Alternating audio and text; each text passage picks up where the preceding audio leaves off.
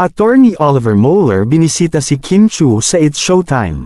Si Kim Chiu yata binibisita. Hi, Oliver!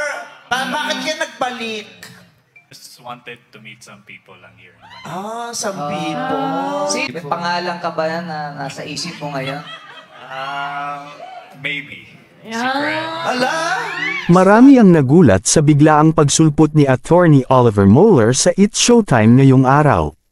Hindi nga nakaligtas ang binata kay Vice Ganda at nagtanong kung bakit nandoon siya sa Manila ngayon. Ayon dito, may kikitain siyang mga friends at mayroon siyang particular girl na dadalawin.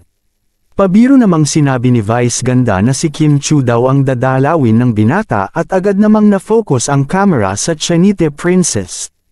Nahihiyang nag-hi si Kim Chiu sa dating contestant at tila natawa ito sa kanyang mga kasamahan.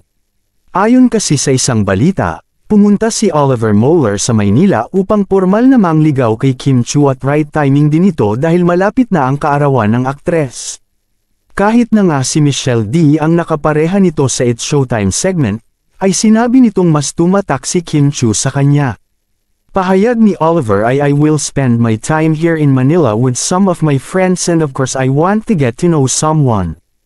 I hope she is still available because I really wanna get to know her. Kim is very charming and although we did not talk too much yet all I know is I am smitten by the way she handles herself. Sobrang na-starstruck ako noong nakita ko siya sa Showtime. Ibang-iba sa TV kasi. And I heard she's single as of the moment so why not take the chance? Ito ang matapang na pahayag ni Oliver kung bakit siya napunta sa Maynila.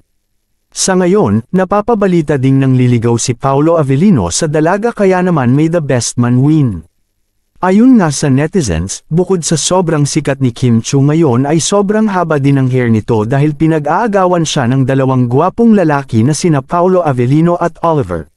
May nakapagsabi na mas malapit nga ngayon si Kim Chiu kay Paolo Avellino pero mayroon din naman daw chance si Oliver at maganda din ang background nito. Tanging hiling ng fans ni Kim ay sana yung lalaking mamahalin siya ng totoo. Anong masasabi ninyo sa balitang ito? Comment down below. Salamat!